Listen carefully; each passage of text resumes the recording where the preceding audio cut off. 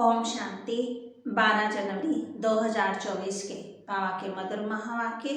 बाबा कहते मीठे बच्चे, अपने को आत्मा समझ, आत्मा भाई से बात करो, ऐसी दृष्टि पक्की करो तो भूत प्रवेश नहीं करेंगे। जब कोई में भूत देखो तो उनसे किनारा कर लो। अपने को आत्मा समझ, आत्मा भाई से बात करो, ऐसी दृष्टि पक्की करो जो भूत प्रवेश नहीं करेंगे। जब कोई में भूत देखो तो बाबा कहते किनारा कर लो। प्रश्न, बाप का बनने के बाद भी आस्तिक और नास्तिक बच्चे हैं, वह कैसे? बाप का बनने के बाद भी आस्तिक बच्चे भी हैं और नास्तिक भी हैं, कैसे? बाबा कहते आस्तिक वह जो ईश्वरीय कायदों का पालन करते, देहाभिमानी रहने का पुरुषार्थ करते, और नास्तिक वह जो ईश्वरीय कायदों के खिलाफ भूतों के वश आपस में लड़ते झगड़ते रहते। आस्तिक बच्चे देह के सब संबंधों को से बुद्धि योग तोड़ अपने को भाई भाई समझते, नास्तिक देहाभिमान में रहते हैं। ओम शांति।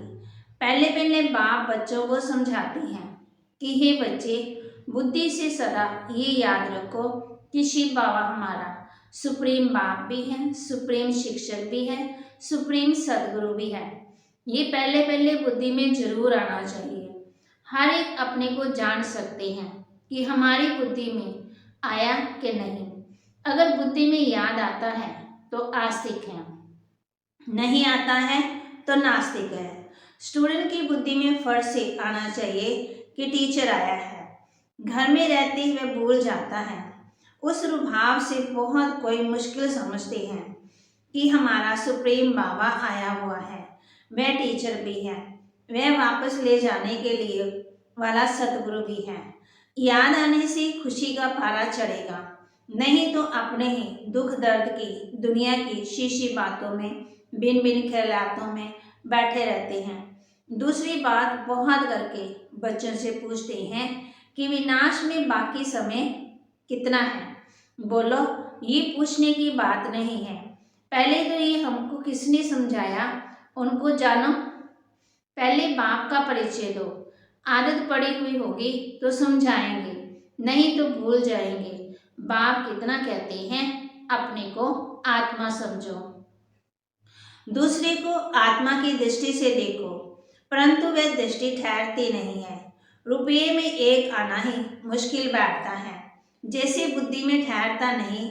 ये कोई बाप श्राप नहीं देते हैं, ये तो बाप समझाते हैं कि ज्ञान बहुत ऊंचा है। राजाई स्थापन होती है, रंग से रौ। बाप कहते हैं राजा कम ही बनते हैं, नंबरवार पुरुषार्थ अनुसार कि बुद्धि में कभी कोई बात बैठ ना सके। पढ़ाई है ना। बाप कहते हैं तो पहले जब किसी को भी समझाते हो तो शिव बाबा को जो 32 गुणों वाला चित्र बनाया है उस पर समझाना है कि गरीब कैसे बने, शाहूकार कैसे बने, फिर लक्ष्मी नारायण के चित्र पर समझाना है, फिर शिव बाबा के जो गुणों वाला है। आज इंसान कहता है कि परमात्मा दुख देता है, परमात्मा कभी भी दुख नहीं देता है, तो गुणों के ऊपर समझाना है। उसमें भी लिखा है सुप्रीम फादर, सुप्रीम टीचर सदगुरु है। पहले जब निश्चय होगा कि समझाने वाला सुप्रीम फादर है तो फिर संशय नहीं आएंगे। बाप बिगड़ ये स्थापना कोई कर ना सके। तुम जब समझाते हो तो ये स्थापना हो रही है, तो उन्हों की बुद्धि में जरूर आना चाहिए कि इन्हों को समझाने वाला कोई और है।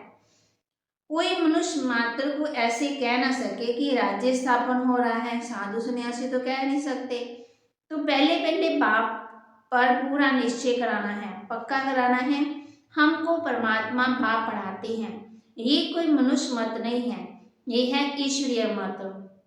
नई दुनिया तो जरूर बाप द्वारा ही स्थापन होगी, पुरानी दुनिया का विनाश ये भी बाप का ही काम है। ये निश्चित जब तक नहीं होगा तो पूछते रहेंगे कि कैसे होता है। इसलिए पहले पहले तो श्रीमत की बात बुद्धि में बिठानी है, तब आगे समझ सके, नहीं तो मनुष्य मत समझ लेते हैं। हर एक की मनुष्य मत अलग अलग है। बाबा कहते हैं सबकी राय विचार सबके अलग अलग है। मनुष्यों की मत एक हो न सके। इस समय तुमको मत देने वाला एक बाप है, उनकी मत पर कायदे से चलना वह भी बड़ा मुश्किल है। बाप कहते हैं देही अभिमानी बनो। ऐसा समझो कि हम भाई भाई से बात करते हैं तो फिर लड़ना झगड़ना कभी हो न सके। देहाभिमान में आया समझो नास्तिक, देहाभिमानी नहीं तो वह नास्तिक है। बाबा कहते देहाभिमानी बने तो समझो आस्तिक है। देहाभिमान बहुत नुकसान करता है। जरा जरा भी लड़ते झगड़ते हैं तो समझो नास्तिक हैं। बाप को जानते नहीं, क्रोध का भूत तो नास्तिक ठहरा। बाप के बच्चों में भूत कहाँ से आया, वह आस्तिक नहीं ठहरा। बल कितना भी कहे हमारा बाप में प्यार है, परंतु ईश्वरीय कायदे के खिलाफ बात करते हैं तो उन्हें रावण संप्रदाय समझना चाहिए। देहाभिमान में है। कोई में भूत देखो तो दृष्टि खराब देखो तो फट वहां से हट जाना चाहिए। भूत के आगे खड़ा रहने से भूत की प्रवेशता हो जाती है। भूत भूत में लड़ेंगे ना, फिर भूत आए तो पूरा नास्तिक। देवते तो सर्वगुण संपन्न होते हैं, वे गुण नहीं तो नास्तिक है। नास्तिक वर्षा थोड़ी लेंगे, जरा भी खामी नहीं होनी चाहिए, नहीं तो बहुत सजा खाकर प्रजा में आना पड़ेगा। फिर भूत से दूर रहना चाहिए। भूत का सामना किया तो भूत आ जाएगा। भूत से कभी भी सामना नहीं करना चाहिए। बाप कहते हैं ये है ही भूतों की दुनिया। बाप कहते हैं भूत जब तक निकले नहीं तो सजाएं भी खानी पड़ेगी, फिर पदवी भ्रष्ट हो जाएगी, लड़ाई तो एक ही है। बाप कहते कहाँ हमने गरीब से अमीर बनना, फिर हम के गरीब ही रह गए। बाप मुरली में बहुत समझाती हैं। किस्म किस्म के स्वभाव होते हैं ना, बात मत पूछो। शुरू शुरू में बाबा के 500 300 400 भाई बहन थे, बच्चे छोटे बड़े सबके संस्कार अलग अलग। तो प्रदर्शनी आदि में पहले पहले बाप का परिचय देना है। बाप कितना लवली है, वह हमको ऐसा देवता बनाते हैं। गाते भी है ना, मनुष्य देवता किए करत न लागी बात। देवता थे सतयुग में, तो जरूर उनसे पहले कलयुग था। ये सृष्टि चक्र का ज्ञान भी तुम बच्चों की बुद्धि में अब है, वहां ये ज्ञान इन देवता में नहीं रहेगा। अब तुम नॉलेजफुल बनते हो, फिर पद भी मिल जाता है, तो नॉलेज की दरकार नहीं। ये है बेहद का पाप, जिससे एक की पीढ़ी तुमको स्वर्ग का वर्षा मिलता है। तो ऐसे बाप को कितना याद करना चाहिए। बाबा सदा समझाते हैं कि हमेशा समझो कि शिव बाबा हमको समझा रहे हैं। शिव बाबा इस रथ द्वारा हमको पढ़ा रहे हैं। वे हमारा बाप भी हैं, टीचर भी हैं और सदगुरु भी हैं। ये है बेहद की पढ़ाई। तुम समझती हो पहले हम तुच्छ बुद्धि थे। इस कॉलेज का कोई को जरा भी पता नहीं है, इसलिए समझाने के समय अच्छी तरह से घोट घोट कर समझाओ कि शिव बाबा के गुण कितने हैं, शिव बाबा कौन है, परमात्मा कौन है, उससे हमारा संबंध क्या है। श्री कृष्ण की बात ही नहीं है। बाप ने समझाया है श्री कृष्ण का कोई चित्र तो है ही नहीं, चरित्र तो है ही नहीं, सिवाय शिव बाबा के ब्रह्मा विष्णु शंकर के भी चरित्र हो न सके।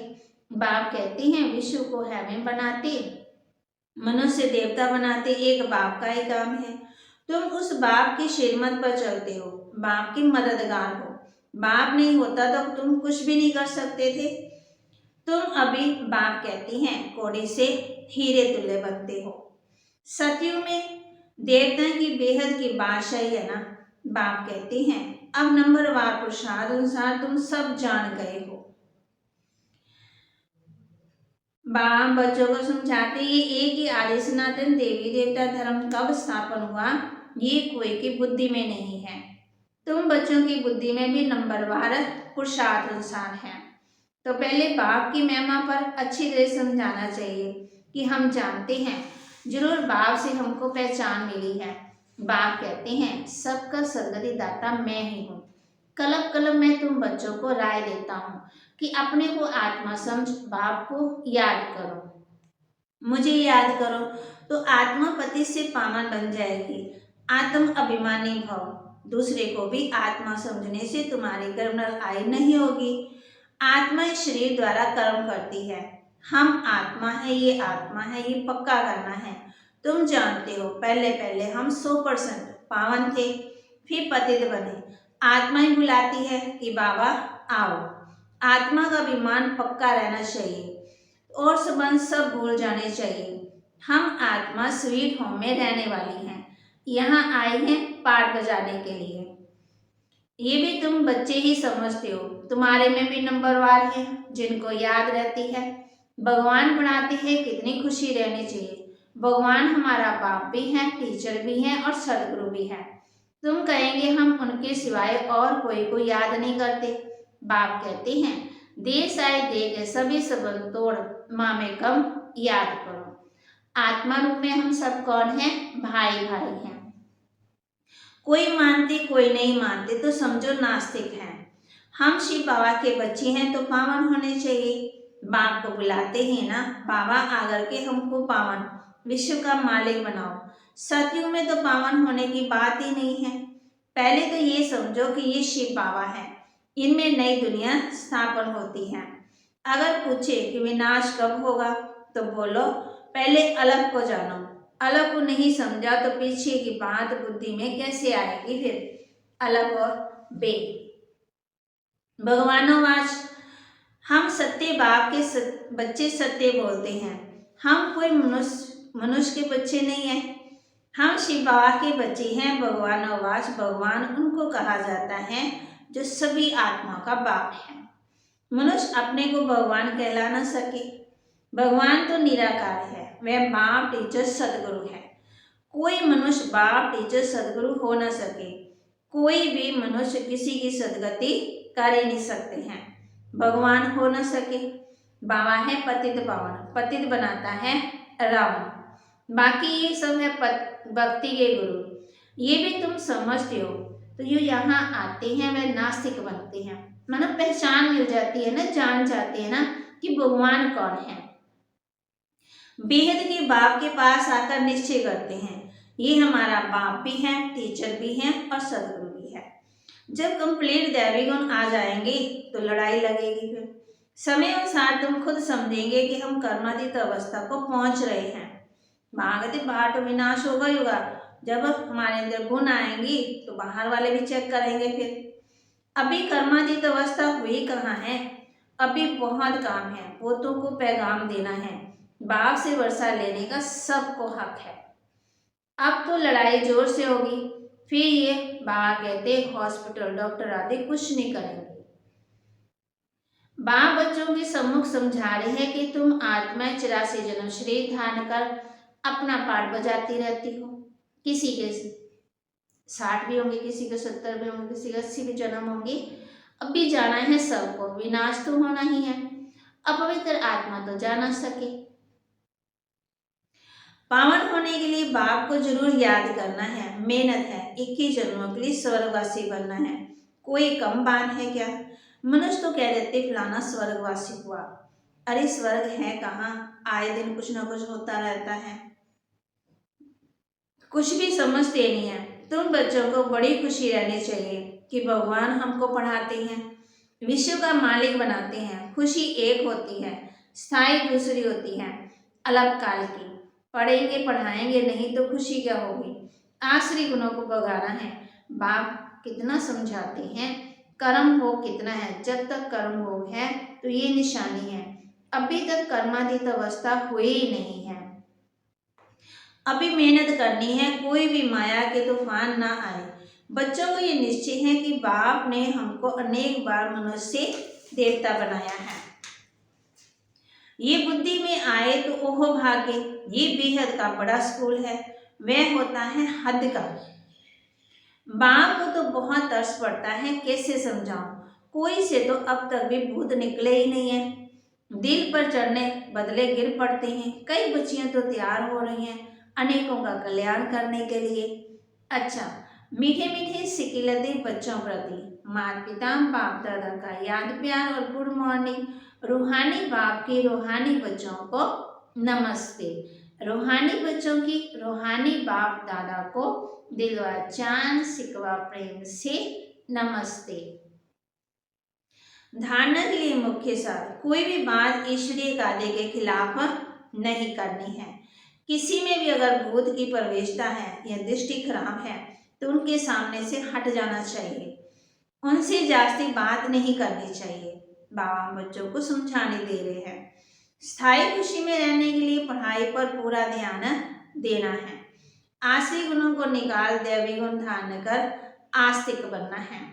वरदान, निश्चय और नशे के आधार से हर परिस्थिति पर विजय प्राप्त करने वाले सिद्धि स्वरूप भाव। निश्चय और नशे के आधार से हर परिस्थिति पर विजय प्राप्त करने वाले सिद्धि स्वरूप भाव। योग द्वारा अब ऐसी सिद्धि प्राप्त करो जो अप्राप्ति भी प्राप्ति का अनुभव कराए। निश्चय और नशा हर परिस्थिति में विजय बना देता है। आगे चलकर ऐसे पेपर भी आएंगे जो सूखी रोटी भी खानी पड़ेगी, लेकिन निश्चय नशा योग से योग की सिद्धि की शक्ति सूखी रोटी को भी नरम बना देती है, परेशान नहीं करेगी। आप सिद्धि स्वरूप की शान में रहो तो कोई भी परेशान नहीं कर सकता। कोई भी साधन है तो आराम से यूज करो, लेकिन समय पर धोखा ना दे, ये चेक करो। स्लोगन, नियमित बन यथार्थ पाठ बजाओ तो सर्व के सहयोग की मदद मिलती रहेगी। नियमित बन यथार्थ पाठ बजाओ तो सबके सहयोग की मदद मिलती रहेगी। अव्यक्ति साइलेंस द्वारा डबल लाइट फ्रिस्टर स्थिति का अनुभव करो। किसी भी कार्य में नवीनता के इन्वेंशन के लिए एकाग्रता की आवश्यकता होती है, चाहे लौकिक दुनिया की इन्वेंशन हो चाहे आध्यात्मिक इन्वेंशन हो। एकाग्रता अर्थात एक ही संकल्प में टिक जाना, एक ही लगन में मगन हो जाना, अपनी शांत स्वरूप स्थिति में स्थित हो जाना। इससे बुद्धि का भटकना सहज ही छूट जाता है। देह और देह की दुनिया सहज भूल जाएगी और डबल लाइट फरिश्ता स्थिति का अनुभव होने लगेगा। कब? जब एकाग्रता की बागयती एक की याद होगी, जब मन और बुद्धि एक की याद में होंगी, और स्थिति भी कैसे बन जाएगी? शांत स्वरूप। ओम शांति।